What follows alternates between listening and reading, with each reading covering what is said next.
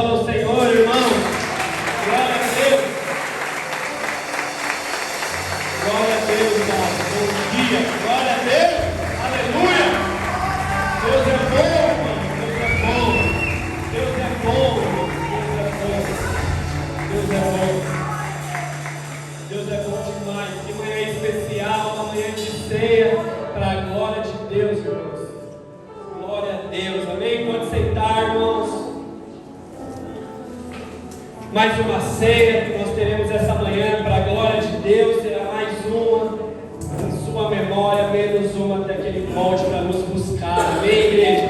Existe essa igreja triunfante que aguarda a volta do Senhor. Amém?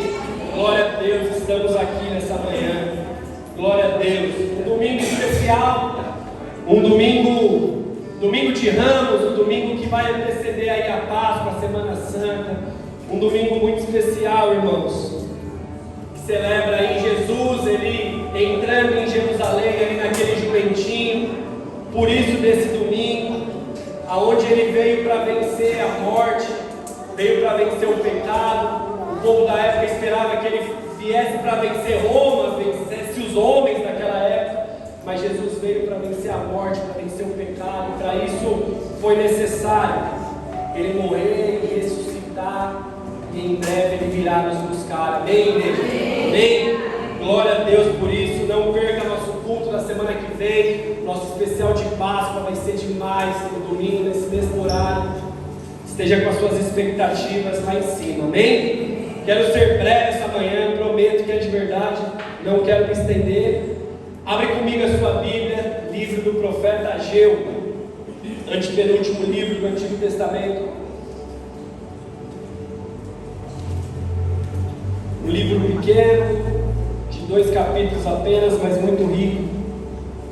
Profeta Ageu. O título da mensagem essa manhã é Hora da Reconstrução. Amém? Enquanto você encontra, você, crente raiz que está na Bíblia de papel, um pouco mais difícil, um livro muito curto. Mas enquanto você encontra, o reino, ele era todo, vou dar uma breve introdução do que nós vamos ler. O reino, ele era todo unificado.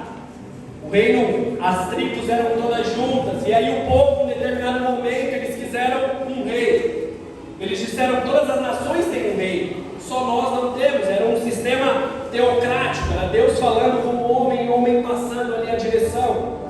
E o povo: não, nós queremos um rei, queremos uma monarquia. E aí nós vamos saber que Samuel, ele vai ungir Saul, o primeiro rei de Israel.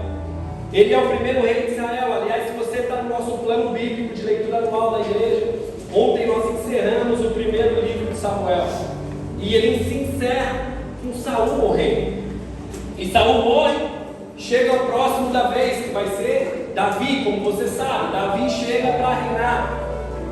Tem o momento de Davi. Vai ser a sequência o seu filho, Salomão, filho com a sua união com Batseba. E devido a tanta mancada que Salomão vai dar, tanto vacilo que ele dá com o Senhor, Deus diz: por respeito a seu pai Salomão, eu não vou dividir o reino nas suas mãos, mas isso vai acontecer no seu filho, vai acontecer no mandato do seu filho Roboão. E aspas aqui, irmãos, Salomão, um homem que viveu tantas coisas com o Senhor, um homem que escutou do Senhor: peça o que queres que eu te darei. Foi aquele homem que disse: eu quero sabedoria. Esse homem que começou tão bem, que teve uma história tão linda, super sábio, no final deixou a vaidade levar o coração dele. No final ele deixou a vaidade falar mais alto. E aqui vale uma grande dica já de início, né? Não importa, irmão, como você começa, mas é interessante como você vai terminar com o Senhor.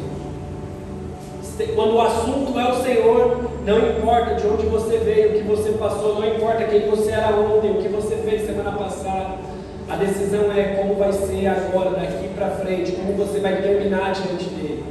Você entenda isso. Então, Salomão, grande sábio, ele diz isso em Eclesiastes 7:8, no final. Valeu, mano.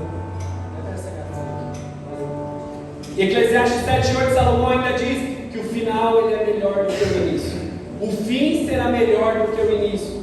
Então pronto, Salomão partiu, chegou a época de Roboão, seu filho.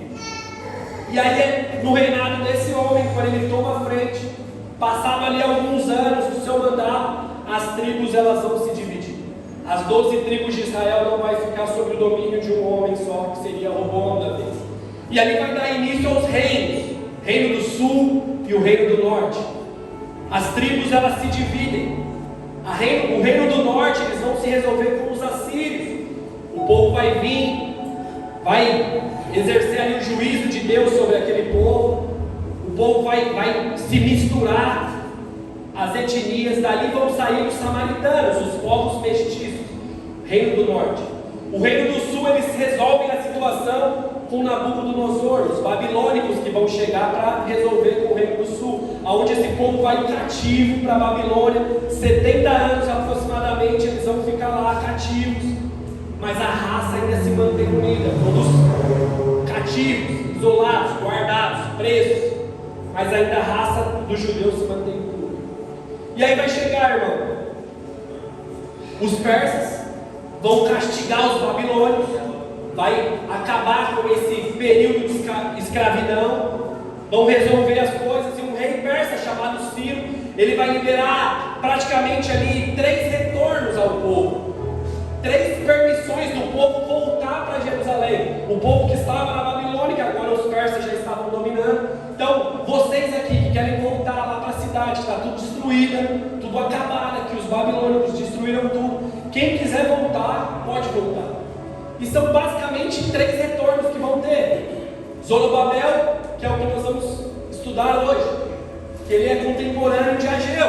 Ele é o cara que vai voltar para reconstruir o templo do Senhor.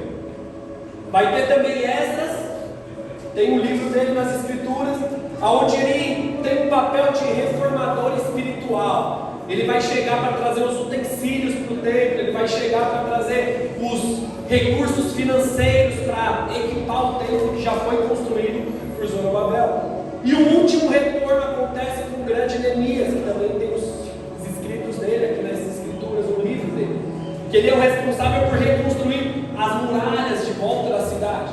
Então são basicamente esses 3 retornos, e hoje nós vamos nos atentar a esse primeiro retorno, que é em relação à reconstrução do templo. As pessoas que voltam. Então vai entrar em cena 2 profetas que vivem esse momento de reconstrução, Ageu e o profeta Zacarias. Os 2 do Antigo Testamento, os 2 vivendo naquele momento de volta a Jerusalém com ela destruída. E hoje nós vamos dar uma atenção a Ageu, um profeta que foi levantado pelo Senhor para reanimar o povo, fazer o povo acordar e concluir uma reconstrução daquilo que eles foram levados até Jerusalém para fazer. Amém? Vocês conseguem lembrar semana passada? Não sei quantos estavam aqui, não estávamos em muitos, mas às vezes você assistiu pelo YouTube. Nós falamos sobre o Deus de aliança, de uma aliança que Deus tinha feito com Salomão.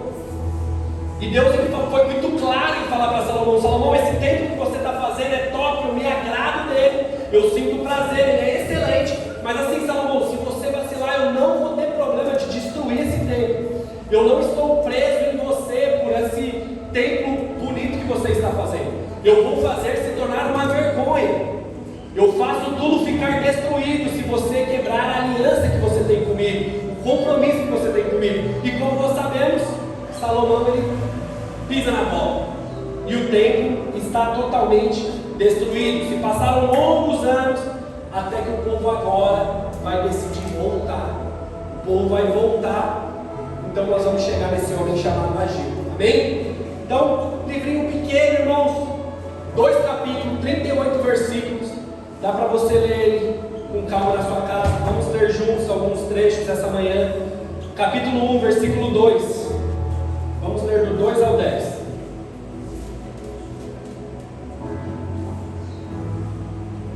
Aleluia. Versículo 2.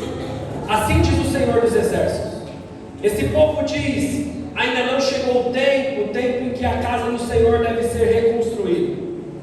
Por isso a palavra do Senhor veio por meio do profeta Ageu, dizendo: a casa é templo de vocês morarem em casas luxuosas, enquanto o meu templo permanece em ruínas. Portanto, assim diz o Senhor dos Exércitos: considere o que tem acontecido com vocês. Vocês semearam muito e colheram pouco. Comem, mas isso não chega a matar a fome de vocês. Vocês bebem, mas isso não dá para ficar satisfeitos. Colocam roupas, mas ninguém se aquece. Aquele que recebe o salário, recebe para colocá-lo numa sacola furada. Assim diz o Senhor dos Exércitos: considerem o que tem acontecido com vocês.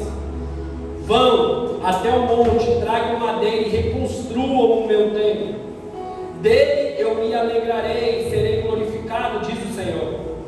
Vocês esperavam que fosse muito, mas o que veio foi pouco, e esse pouco, quando levaram para casa, eu dissipei como som.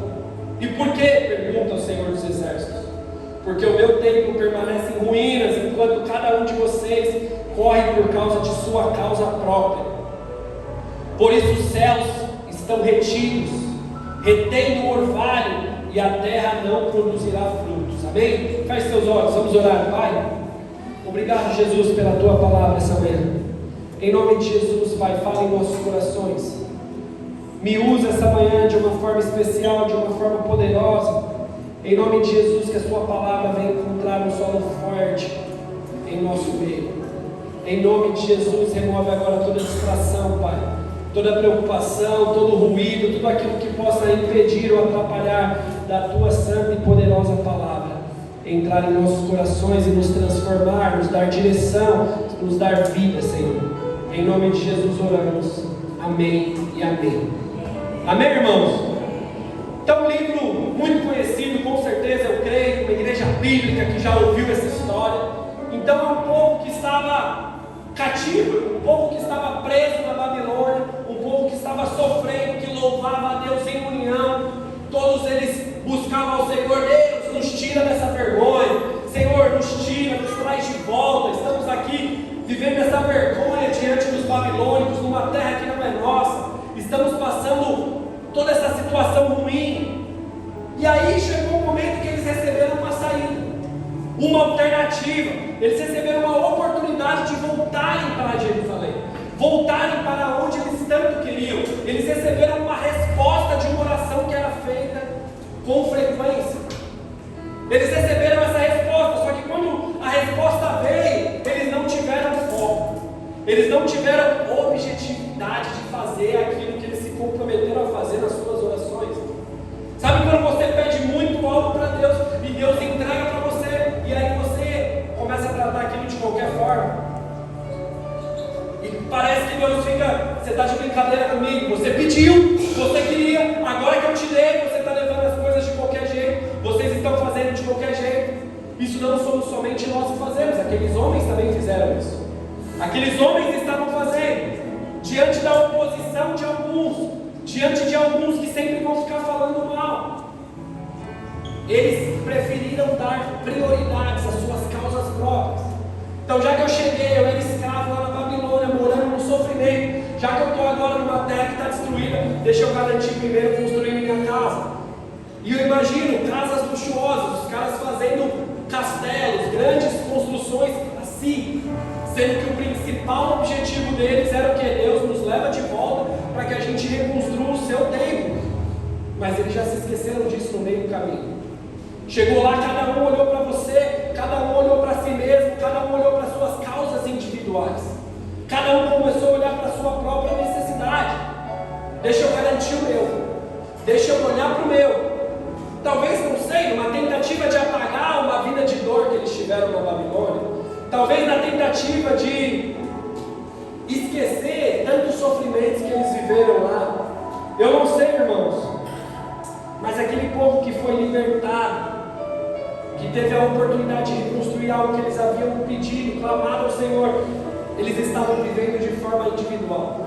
Eles não estavam mais vivendo em coletivo, eles não estavam mais vivendo em unidade com o corpo do Senhor. Aquela unidade, sabe, nós estamos juntos quando estamos chorando, mas a hora que vem uma parte boa, a hora que vem uma provisão, aí cada um olha para o seu. É aquele negócio. A família só se une diante da lamentação, do choro, do velório, mas diante do momento de alegria, cada um está vivendo atrás da sua correria, atrás dos seus sonhos, atrás dos seus planos. Isso é muito comum. E cada cada um estava no seu interesse, cada um vivia dessa forma. Um povo muito unido, mas que decidiu depois cada um viver os seus luxos. E Deus vai dar um alerta, olha o versículo 5. Olha a orientação que o Senhor dá. Considerem o que está acontecendo com vocês.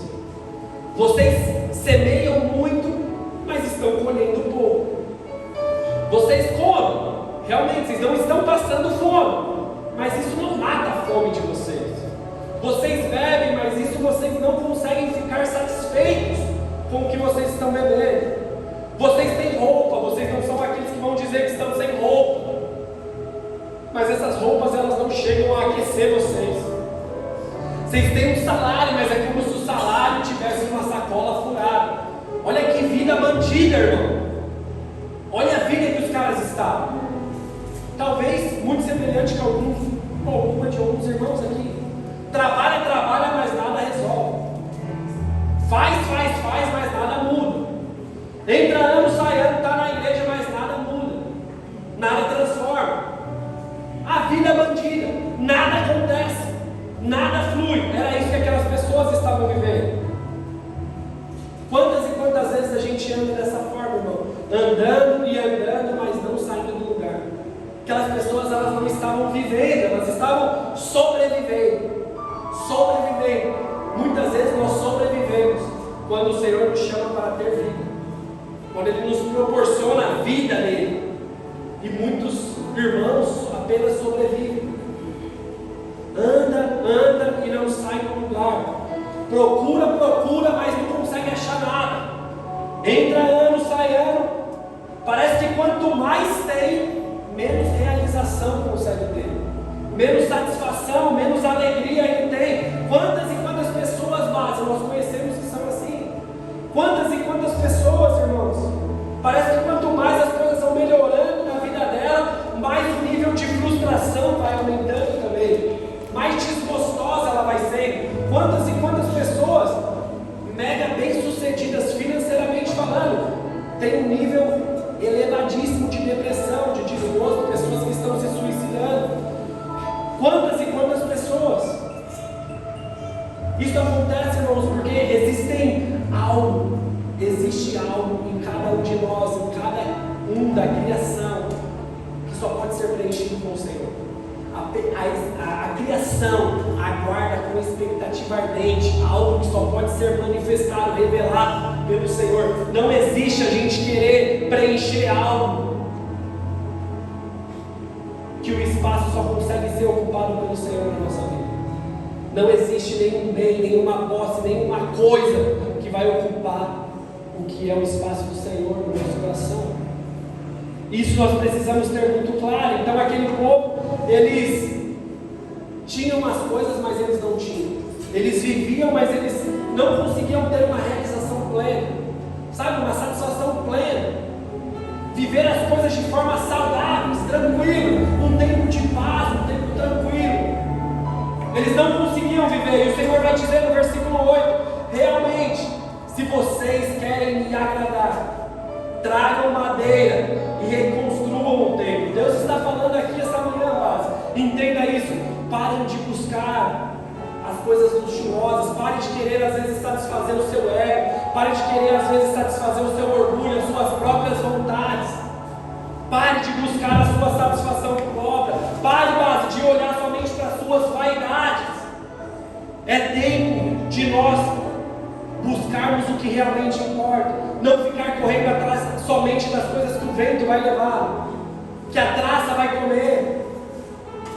Não adianta ficarmos ajuntando tesouros na terra, como diz o Senhor. Precisamos criar riquezas no céu.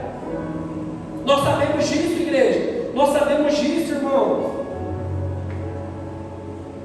Existem pessoas que o templo está totalmente destruído.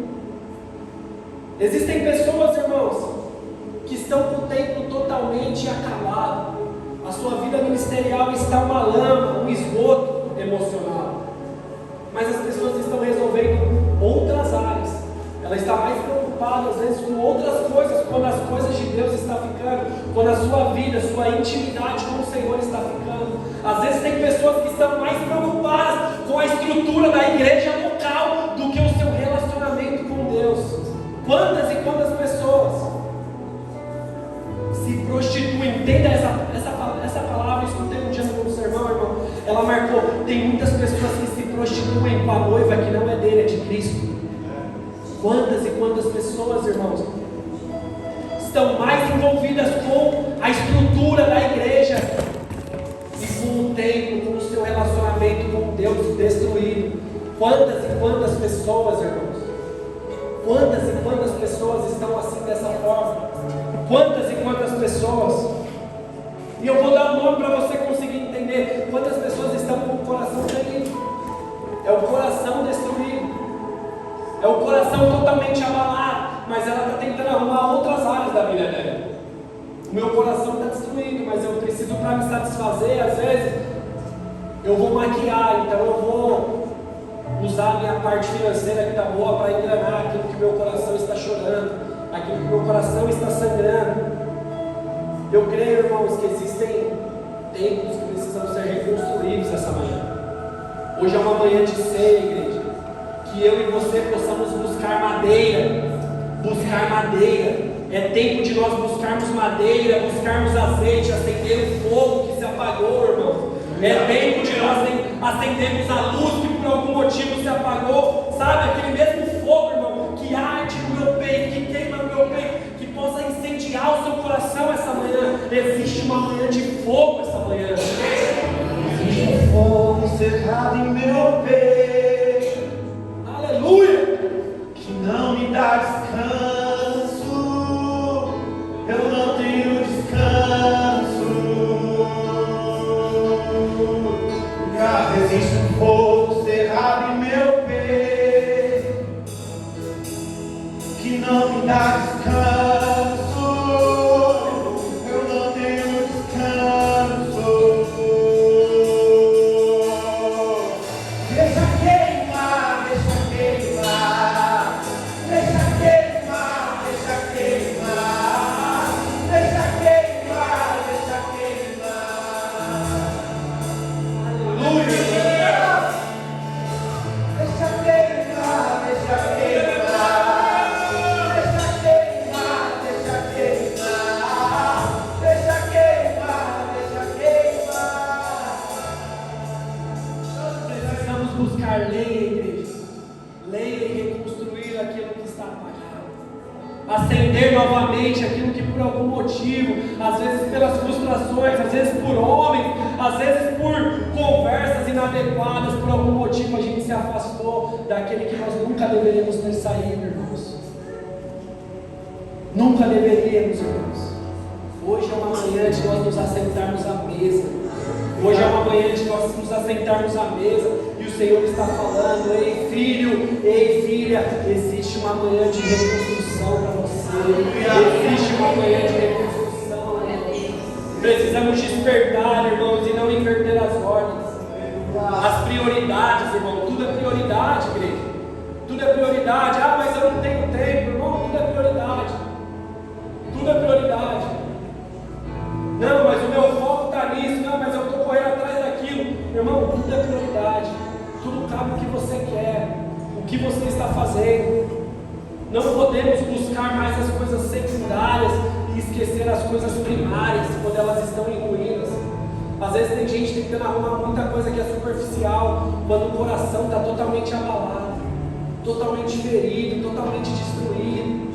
E ela está se preocupando com o cabelo, ela está se preocupando com os cílios, quando o coração precisa ser tratado. O coração precisa ser tratado. Não queira, irmão, sabe, resolver o problema antes do seu irmão, quando o seu ainda está lá em aberto, precisando de uma solução. Às vezes a gente é muito tentada. Não, deixa eu ajudar. Se ajuda primeiro, querido. Se ajuda primeiro. Quantas e quantas vezes a gente fica nessa corrida? Não queira se importar com as coisas secundárias, quando as fundamentais estão em abertas ainda. Resolva as coisas fundamentais do Senhor. Resolva as coisas fundamentais. Ageu falou ao povo: não tenham casas luxuosas. Não fiquem buscando a satisfação própria quando o templo do Senhor está em uma ruína. Quando a casa de Deus que vocês voltaram para fazer está destruída. destruída, está em pedras. Irmãos, não tinha problema nenhum eles terem casas boas. Era um tempo de recomeço, era um tempo de uma vida nova, de um tempo novo, era um novo começo para aqueles caras, era uma nova história. Não tinha problemas eles terem uma casa boa. O problema é que eles não poderiam esquecer de fazer o que eles foram chamados para fazer, o que eles foram enviados para fazer. E eles foram enviados para reconstruir o templo do Senhor. Essa era a missão que aqueles caras tinham. Aquelas famílias, elas tinham uma missão: reconstruir algo que foi destruído, colocar de pé algo que estava derrubado, algo que estava esquecido, algo que um dia foi uma vergonha, trazer dignidade. Essa era a missão que eles tinham: reconstruir o templo. Era isso que aqueles homens tinham que fazer. Será, irmãos, que nós não estamos correndo muito atrás das nossas profissões, talvez, das nossas satisfações terrenas, e esquecendo do nosso ministério, esquecendo da nossa vocação, esquecendo daquilo que o Senhor tem e nos falou um dia? E podem ter se passado anos, mas até hoje você lembra a voz daquela irmã, a voz daquele irmão falando quem você seria, o que você viveria, e aí por algum motivo, pelas nuvens, pelas fumaças da vida, hoje você esqueceu. E está apagado, está uma vergonha, está tudo lá atrás, irmão. Se cada um de nós aqui, a igreja do Senhor, sabemos que nós fomos criados, fomos gerados, não é para ser feliz, não é para ser o pá, não. Nós fomos chamados e criados para viver para a glória de Deus, glorificar o nome de Deus. Se nós temos essa convicção, será que nós não estamos fazendo muitas coisas que não glorificam a Deus? Que não traz glória para o nome do Senhor? Será, irmãos? Será que estamos correndo atrás de tantas coisas e esquecemos que no final as coisas não vão se resumir em coisas apenas? Não são em coisas que a vida se resume. Não são, irmãos. O povo estava fazendo exatamente contra tudo aquilo que o Senhor Jesus iria dizer anos à frente. Eles estavam fazendo exatamente tudo contra. O que Jesus disse? Não ajuntem tesouros nessa terra, mas juntem os seus tesouros no céu. Acumulem riquezas no céu. E o povo estava exatamente fazendo o contrário. Muitas vezes, irmãos, nós deixamos o desânimo entrar. Muitas vezes nós deixamos, irmão, o foco se desviar. Nós nos desviamos do propósito, daquilo que o Senhor tem para mim e para a sua vida. Nós nos desviamos da missão. Diante de tantas adversidades, diante de tantas situações difíceis, nós somos enfraquecidos e tendemos a desviar a rota, a olhar para o outro lado, a olhar para a nossa própria satisfação. E foi isso que aquele povo fez, e as obras foram cessadas. As obras estavam paradas. Cada um olhou só para o seu. Hoje nós vivemos nessa geração onde ninguém quer mais viver em unidade, ninguém quer mais viver em comunhão com a igreja. Cada um, não, meu relacionamento com Deus sou eu e Deus só. É eu e Deus, é Deus e eu, e estamos de boa. Irmãos, não sou hipócrita, existe muito lugar errado, muito cara safado, mas isso não justifica você viver longe da presença do Senhor. O Senhor não vai te buscar na sua casa, Ele vem buscar a igreja dele. A igreja vai ter problema, irmão. Não fique em um lugar que tem problema, porque você é responsável pelo problema fundamental, porque problema secundário, em todo lugar vai ter problema. Somos pessoas, mas é a igreja que Ele vem buscar. Ele não vem buscar homens e mulheres na sua casa, sozinho. Que nós possamos entender isso, igreja. Meia dúzia de caras estavam na contra, falando para aqueles caras, estavam desanimando eles, estavam criando muito obstáculo, e já foi suficiente para enterrar o propósito daqueles caras. Existiam alguns caras que voltaram junto com eles e estavam desanimando. O que eles estavam falando, sabe? O templo de Salomão era muito mais top que esse que vocês estão reconstruindo.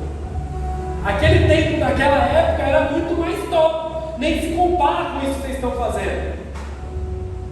E isso já foi necessário para os caras parar. Quantas e quantas vezes você começa a fazer alguma coisa, aí vem um Zezão e fica falando, para, é desse jeito. Não, mas tinha que ser assado, e aí você não faz nada, porque um cara que não está fazendo nada, está reclamando daquilo que você está fazendo. Quantas e quantas vezes são assim, irmão? Quantas e quantas vezes? Entenda uma coisa, no começo você faz com o que tem, com quem pode, a hora que dá, do jeito que dá, é assim. Só que às vezes a gente quer ficar ouvindo pessoas que vão falar. Um exemplo, estamos na igreja. Imagina, irmão, se não tinha na plantação da igreja, um projeto lá no começo, eu e o Wesley aqui, na loucura. Imagina se eu ficasse escutando os irmãos falando, mano, você tem que colocar uns line aqui, ó, para som, para chegar. Já chama um cara num projeto de som, para conseguir chegar ao mesmo som na igreja toda. E você já tem que colocar uns ar-condicionado. Isso lá, 7 meses atrás. E outra, cadeira tem que ser de estofado, tem que colocar. Coloca um carpete para isolação acústica. Você não faz nada, irmão. Aí você não faz nada. Mas o cara que sabe o que tem que fazer, o cara que está no propósito, irmão, ele não liga para o que as pessoas estão falando. Bem, que você não liga. Mas aquele povo ligou. Aquele povo ficou deixando o propósito ser enterrado, desanimado. Eles pararam as obras. Às vezes você entrou aqui chateado, irmão. Às vezes você entrou aqui essa manhã desanimado. Às vezes você está até nos visitando, nem te conheço. E você entrou aqui numa situação muito delicada. Mas eu quero te falar, João 16:33, Jesus vai dizer: no mundo vocês terão aflições. Base, no mundo vocês terão adversidades. No mundo vocês terão situações desconfortáveis. Base, no mundo vocês vão ter situações que vocês vão chorar. Mas bendito é o nome do Senhor, que Ele continua. Mas tentem bom ânimo, acredita, tenham esperança, confiem. E Ele dá uma garantia ainda. No final, eu venci o mundo. Glória a Deus, irmãos. Glória a Deus. Glória a Deus, irmãos. Essa é a esperança do crente. Que a nossa esperança, que a nossa fé esteja nessa verdade, nessa certeza. Ele venceu o mundo, e se estamos nele, venceremos com ele. Somos cordeiros com ele. Podemos chorar aqui. O choro pode durar uma noite, mas a alegria vem pela manhã. Vem pela manhã. Aleluia. No capítulo 2, veremos alguns idosos. Esses mesmos caras que reclamaram. É no capítulo 2 que você vai ver esses idosos que, quando eram crianças ainda, eles foram crianças para a Babilônia. Então eles chegaram a ver o templo. E agora eles estavam desanimando. Olha como os velhos influenciaram os novos. E isso acontece, irmãos. Os velhos influenciando os jovens. Sempre vai haver influências na nossa vida, positiva e negativa. Sempre somos pessoas que vão estar influenciando as pessoas à nossa volta. E a pergunta que fica é: qual tipo de influência você tem gerado para a juventude, para as pessoas mais jovens, para as pessoas que estão ao seu lado? Que tipo de influência você tem gerado? Aqueles velhos que eram para estar incentivando, eles estavam influenciando de forma negativa. Será que você é alguém que inspira? Será que você é alguém que motiva a permanecer, a fazer com que a pessoa prossiga, caminhe? Que tipo de influência você é? Ou você é somente aquele que transmite uma imagem de hipocrisia? Será que a imagem transmitida pela igreja essa manhã é somente aquela imagem de hipocrisia? A famosa versão da fachada. O cara é obreiro na igreja, mas é uma bênção, irmão. É um desviado no trabalho, um atribulado dentro de casa, mas na igreja ele é um obreiro. Será que nós vivemos qual tipo de influência? Isso é uma autoanálise que cabe a cada um de nós. Cada um de nós precisamos nos autoavaliar, porque a todo momento nós estamos influenciando pessoas. A todo momento pessoas estão olhando as nossas atitudes. Estamos influenciando e também sendo influenciados por algo que está ouvindo. Que tipo de influência nós estamos sendo? Você, irmão, precisa ser o maior incentivador dos seus filhos. Irmão, para mim, a maior vergonha talvez que um dia eu vou ter é o meu filho admirar mais um cara do que o pai dele. Que isso seja no seu coração. Que a admiração do seu filho seja na mãe dele, no pai dele. Você seja o maior influenciador do seu filho. Mas se você não fizer nada, se você ficar sentado, vai ter um mundo que está pronto para influenciar ele. Vai ter um mundo que vai estar pronto para dar várias ideias, várias visões, mostrando coisas. Você precisa ser um exemplo a ser seguido. Você precisa ser um exemplo a ser seguido. O seu filho olhar e falar: não, meu pai é um homem de Deus, minha mãe é uma mulher de Deus. Eu quero ter um casamento como o dos meus pais, um casal de Deus. Meu pai é um cara sério no trabalho, eu quero ser um cara sério no trabalho. E não, meu tio é top. Eu tenho vários amigos que os tios deles são tudo super-herói. Quando na verdade era o pai ser super-herói. Era pro pai, era pra mãe. Mas o pai e a mãe não foi e deixou os tios virarem. Tem pessoas que não deixam os tios, deixam o professor, deixam o cara no canal do YouTube. Aqueles idosos, eles começaram a desanimar o povo.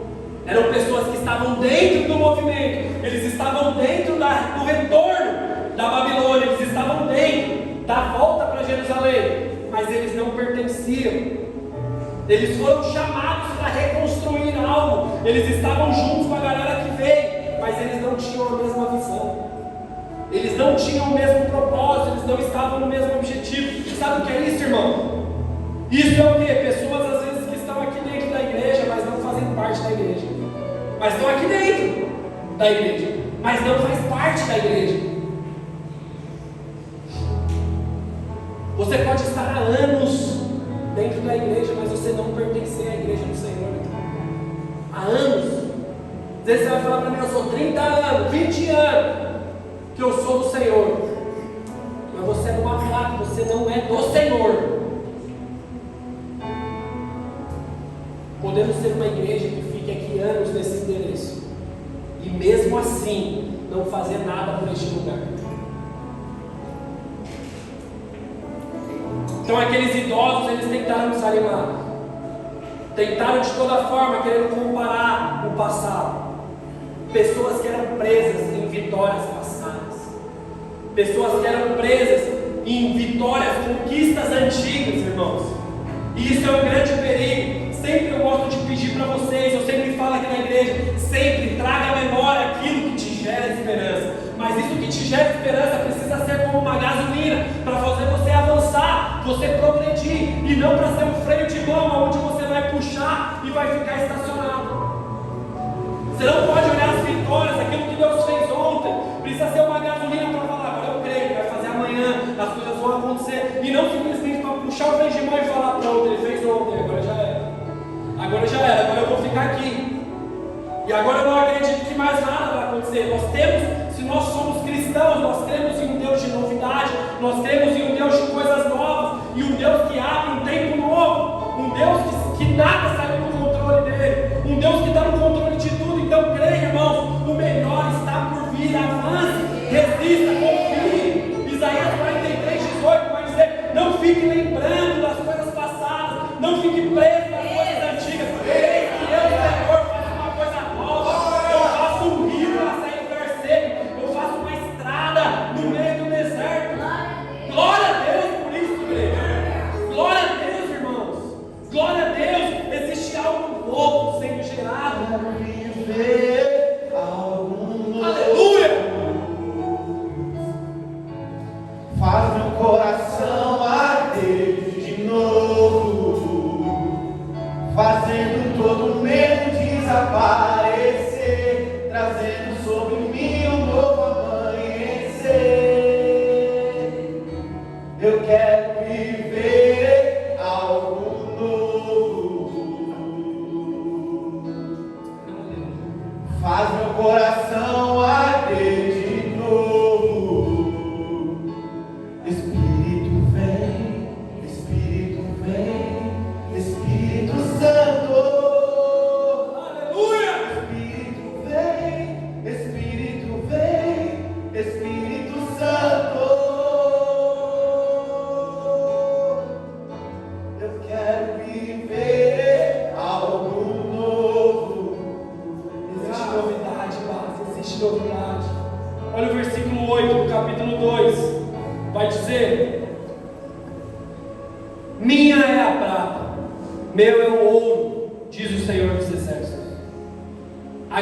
deste novo templo será maior do que o primeiro, e neste lugar darei a paz, diz o Senhor dos Exércitos. Aleluia, aleluia, mas o melhor do Senhor está vindo, grandes coisas o Senhor fará, irmãos. Isaías 55, maiores são os seus caminhos, mais elevados são os seus pensamentos. A palavra do Senhor, ela não volta vazia. Bendito é o nome do Senhor. Eu creio que está chegando, creio daquilo que Paulo diz na igreja de Coríntios, 1 Coríntios 2,9, que olho nenhum viu, ouvido nenhum ouviu e jamais penetrou no coração do homem. São as coisas que o Senhor tem preparada para aqueles que o amam. Aleluia! Glória a Deus! Glória a Deus! Glória a Deus, irmãos! Caminhando para o final, capítulo 2, a partir do versículo 15. O Senhor Deus diz: pense bem em tudo o que aconteceu desde aquele dia. Antes de vocês terem começado a construção do templo, o que é que acontecia? Se alguém ia até um depósito procurando 200 quilos de trigo, encontrava apenas 100. Se você fosse a um lugar onde se faz vinho querendo 100 litros, encontrava somente 40. Eu os castiguei com ventos muito quentes. Eu, Senhor, castiguei com pragas nas plantas e com chuvas de pedra, e assim destruí todas as suas plantações. Mas mesmo assim, vocês não conseguiram voltar para mim. Hoje mesmo, no dia 24 do nono mês, vocês acabaram de construir o alicerce do templo. E vejam bem o que vai acontecer daqui em diante. Mesmo que agora não haja trigo nos depósitos, mesmo que as parreiras e as figueiras ou as romãzeiras e as oliveiras não tenham produzido nada, de hoje em diante, eu, Senhor, o abençoarei. Glória a Deus, glória a Deus, Pai. O povo só patinava, o povo andava e não arrumava nada, o povo andava e não conseguia viver nada. O povo era aquele povo que entrava em campanha e mais campanha na igreja e nada mudava, só o bolso ficava vazio. Às vezes era assim que você estava, nada acontecia, passava ano, entrava ano da reconquista, ano da restituição, ano do não sei o que, mas o ano mesmo não acontecia na sua vida, não acontecia nada, as coisas não mudavam, não tinha progresso, não tinha avanço, era desse jeito que eles estavam. E o texto diz que após a execução deles, após a decisão deles de começarem a reconstruir, o Senhor veio com a resposta. A partir do momento da decisão deles de colocar a mão no arado, o Senhor veio com a resposta. Às vezes você pode falar para mim: então é assim, é a famosa barganha, se eu fizer, Deus faz, então é isso. Claro que não, irmãos. Pastor, então é a lei da semeadura, que eu planto o couro. Isso é verdade, mas não tem tanto contexto. Isso na verdade está mais relacionado a uma graça, a um favor imerecido. Porque entenda, não houve troca. O versículo 18 diz que eles acabaram de construir o alicerce do templo. O que é alicerce, irmão? Alicerce é a base, é só o fundamento do templo, é só o começo. O templo não estava reconstruído, isso é um favor, é uma graça do Senhor. Eles só começaram a fazer a fundação, e a partir disso as coisas começaram a acontecer diante deles. Ou seja, não estava completa a obra, mas o coração já estava reconstruído. O templo já era outro, já tinha mudado, o coração já estava reconstruído, já estava na direção certa, já estava no caminho certo, já estava de uma forma diferente. Não conseguimos ver, irmão, uma base de troca, não é isso. Porque antes mesmo, irmãos, antes mesmo de nós fazermos algo para Jesus, Ele já fez por nós naquela cruz. O Evangelho nunca vai ser uma troca. Não existe preço para que eu e você pagássemos o que Jesus pagou naquela cruz do Calvário. Não existe preço que eu e você pudéssemos pagar. Não existe. Isso é um favor imerecido. Antes de nós falarmos aqui, eu aceito ao Senhor. Primeiro foi Ele que nos aceitou naquela cruz. Primeiro foi Ele que pagou o preço. Deus, Ele é fiel, irmão, e Deus não é fiel a mim,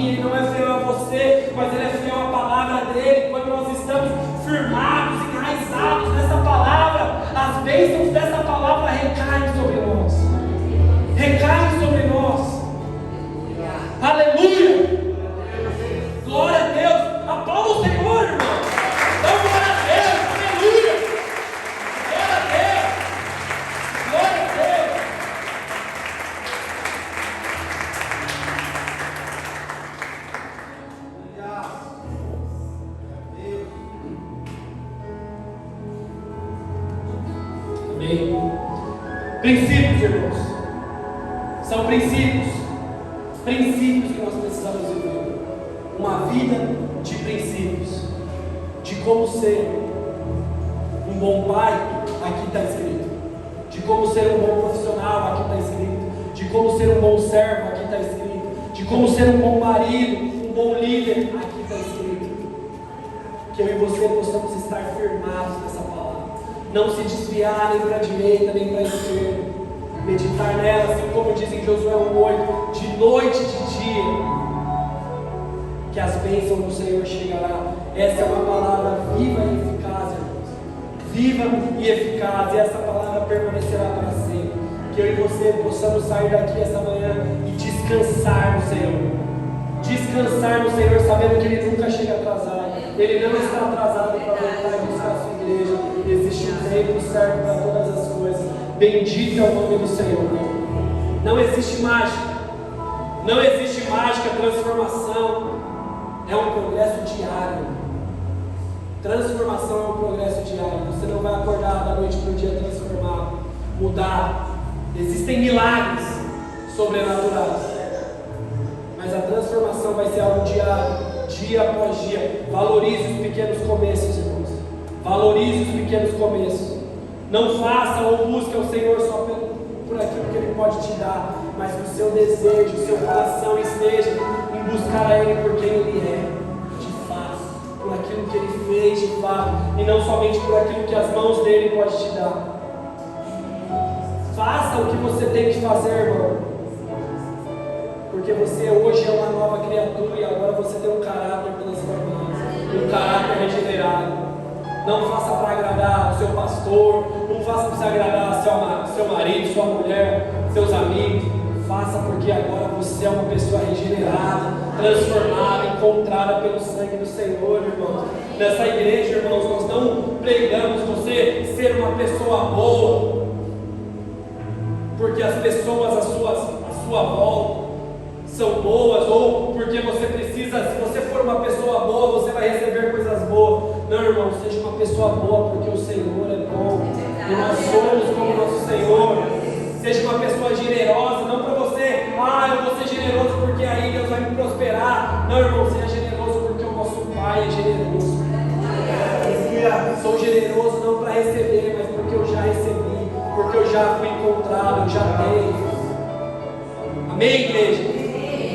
Gálatas 6:9 diz: não nos cansemos de fazer o bem, pois no tempo certo, na hora certa, no dia certo, no momento certo, virá a colheita, se não nos desanimarmos, se não perdermos o foco, se não perdermos a direção. Tudo vem do Senhor. Não busque somente pelas mãos dele, busque pela face de quem Ele é. 1 Coríntios 3:5, o apóstolo Paulo ele vai dizer que o crescimento vem do Senhor. E para a igreja de Colossos, capítulo 3, versículo 24, ele vai dizer que é o Senhor quem recompensa os seus. Então só faça o que tem que ser feito de todo o coração. Eu não sei o que Ele te chamou para fazer, eu não sei o que um dia você prometeu a Ele que você ia fazer, mas eu sei que hoje é uma manhã de reconstrução. É uma manhã que o Senhor está falando, e aí, vai pegar pá? Vai pegar enxada? Que horas vai começar a mexer? Que horas? E o Senhor traz essa ilustração de construção, irmão, porque construção é um bagulho difícil. É difícil, irmão, é um trabalho pesado, patelagem. Então não acho que as coisas vão ser fáceis. Jesus não prometeu que ia ser fácil, mas prometeu que ia estar comigo e com você até a consumação dos dias. Amém? Se coloque de pé em nome de Jesus.